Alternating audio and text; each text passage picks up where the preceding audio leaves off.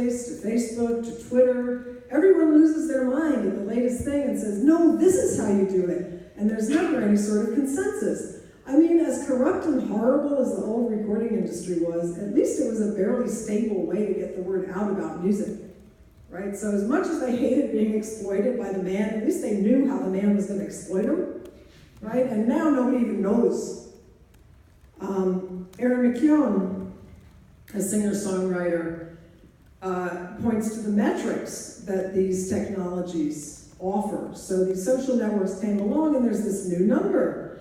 And it's not necessarily a question of how do you monetize your 1,400 Twitter followers, but how does that translate into people in the room? I know people who have really lively online fan bases, lots of Facebook responses, lots of Twitter followers, and they draw the same audiences that I draw when I play live. Is a conversion that doesn't necessarily happen. So at the same time that people feel under a lot of pressure to be developing this online engagement, monetizing their audience through connection, they're not convinced it works, they're not clear how it works, they're not sure who's really benefiting. It's all very unclear.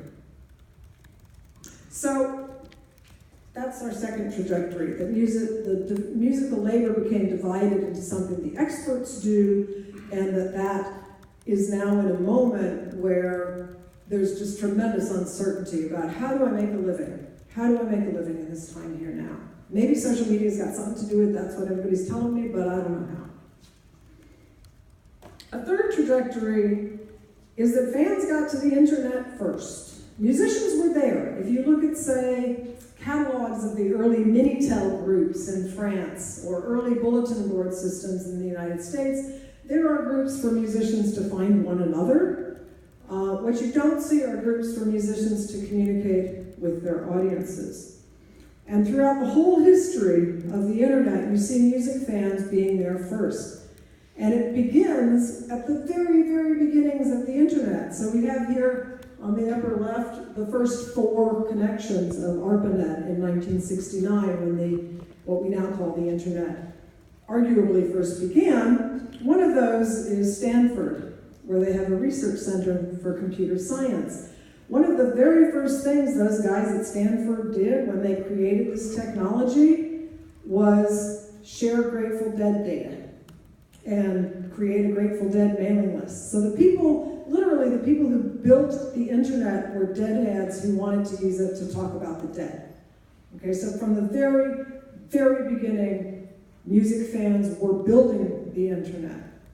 Just as a matter of sheer numbers, there's a lot more music fans than there are musicians. So inevitably, it was the audiences who got to sort of set the terms for what happens. And you see this beginning with research labs, going into mailing lists. So in 1971, you have a Grateful Dead mailing list. You also have a Star Trek fans mailing list that was not just music, but fans in general. It goes into bulletin board systems. You may have heard of The Well, which Howard Rheingold wrote about in his classic book, The Virtual Community. Some people have argued that The Well was basically a bunch of deadheads who managed to support some other topics through their discussion, because the Grateful Dead fans were the most significant part of The Well. And indeed, John Perry Barlow, who's become a very influential thinker about the internet and was very influential in The Well, was a songwriter for the Grateful Dead. So again, you have this very direct lineage between really hardcore network fandom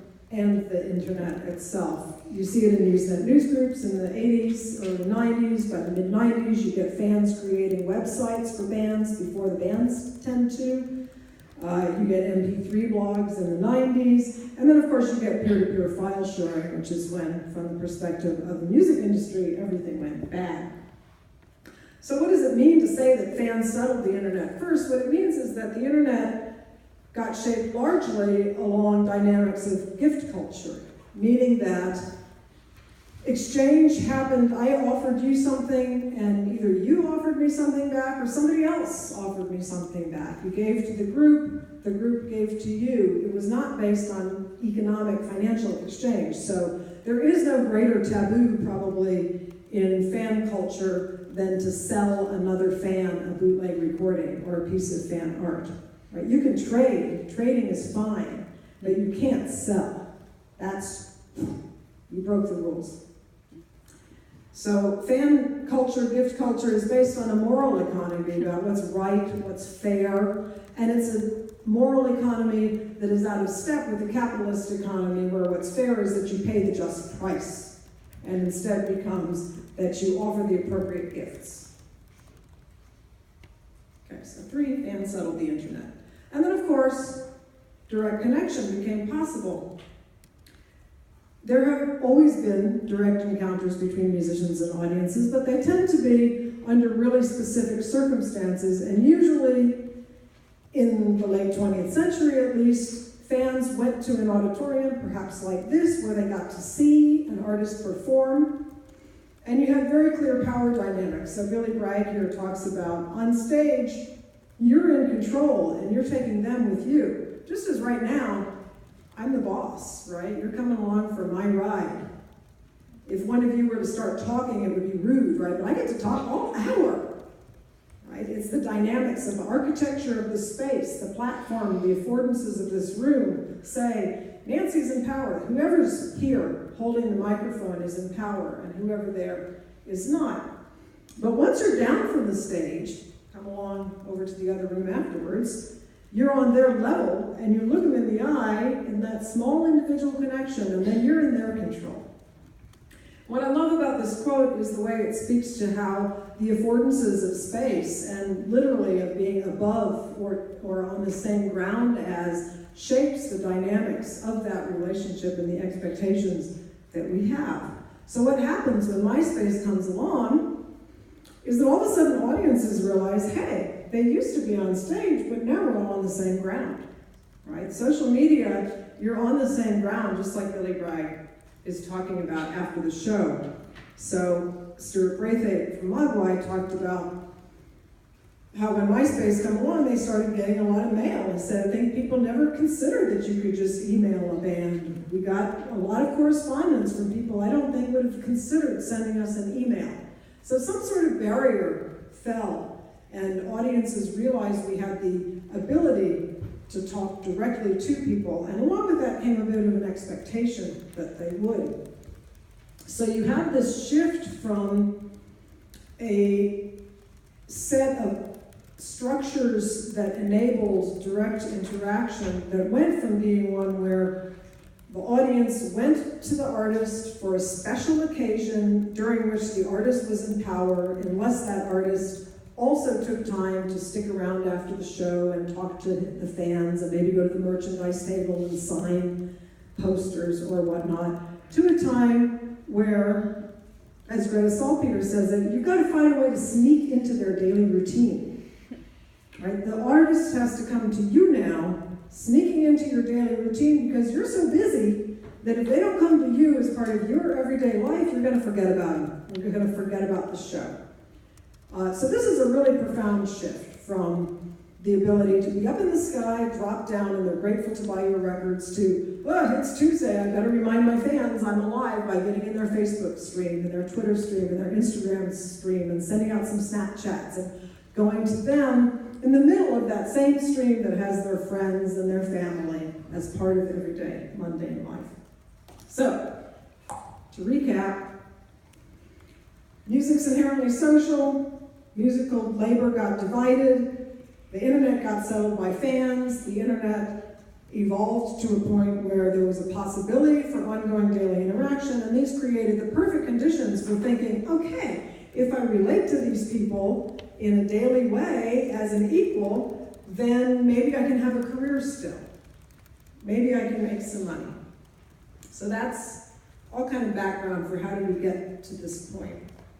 So let me give you 3 examples of individual musicians who are doing relational labor, but who take very different stances toward it. So I'll begin with Lloyd Cole, a British singer-songwriter who lives in the United States now. Cole had some albums that came out in the mid-1980s that did very, very well. It was a time when music videos were just happening. He thought that was kind of stupid. He should be able to just make music and the people would find him if the music was good enough. He didn't really buy into this whole idea of selling himself on anything other than the music itself. And he is an example of, or at least at the time we spoke, of sort of a classic sense of labor as alienation. He doesn't like this business of having to relate to his fans as though they were friends. So he talks, for example, about going out after the show, going out with the audience to sell his CDs.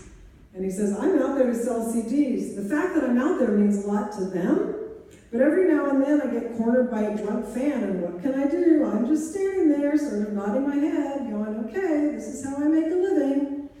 Right? So the audience is going, oh my God, I'm meeting Lloyd Cole! Right? And he's going, okay, this is how I make a living. I can't wait to get home to my family. Right? And get back up on stage, because all he really wants is the applause. That's the only connection he needs. At the other extreme, you have somebody like Steve Lawson, for whom the term labor doesn't even quite seem to fit because he's not in the least bit alienated. For Steve, it's not really Steve Lawson, that's a joke. It's Steve Lawson. Steve, for him, making music is about connecting to people. That's the point. That's why he became a musician, was so that he could build these relationships with people.